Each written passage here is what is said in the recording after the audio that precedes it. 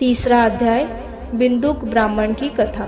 श्री सूत जी बोले, शौनक सुनो, मैं तुम्हारे सामने एक अन्य गोपनीय कथा का वर्णन करूंगा, क्योंकि तुम शिव भक्तों में अग्रगण्य व वेद वेत्ताओं में श्रेष्ठ हो। समुद्र के निकटवर्ती प्रदेश में वाशकल नामक गांव है, जहाँ वैदिक धर्म से विमुख महापापी मनुष्य रहते हैं।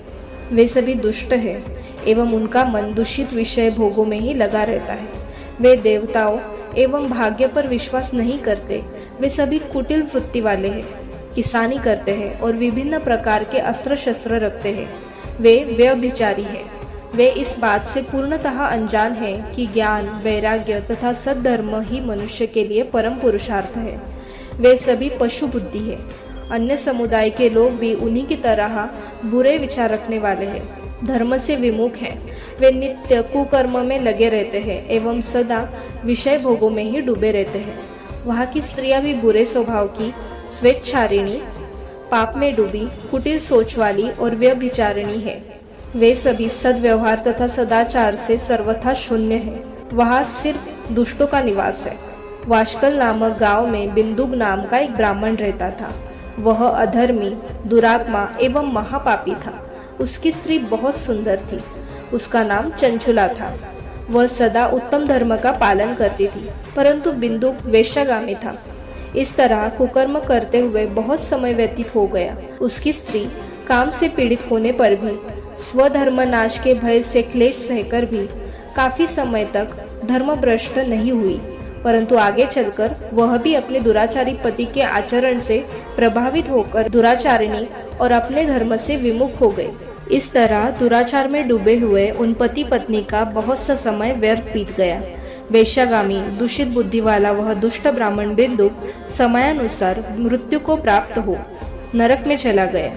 बहुत दिनों तक नरक के दुखों को भोग कर वह मूढ़ बुद्धि पापी विंध्य पर्वत पर भयंकर पिशाच हुआ। इधर उस दुराचारी बिंदुक के मर जाने पर वह चंचुला नामक स्त्री बहुत समय तक पुत्रों के साथ अपने घर में रहती रही। पति की मृत्यु के बाद वह भी अपने धर्म से गिरकर पर पुरुषों का संग करने लगी थी। सतिया विपत्ति में भी अपने धर्म का पालन करना नहीं छोड़ती। यही तो तप है। तप कठिन तो है, लेकिन इसका फल मीठा भी होता है। विषयी इस सत्य को नहीं जानता, इसीलिए वह विषयों के विषफल का स्वाद लेते हुए भोग करता है। एक दिन दैव योग से किसी पुण्य पर्व के आने पर वह अपने भाई बंधुओं के साथ गोकर्ण क्षेत्र में गई।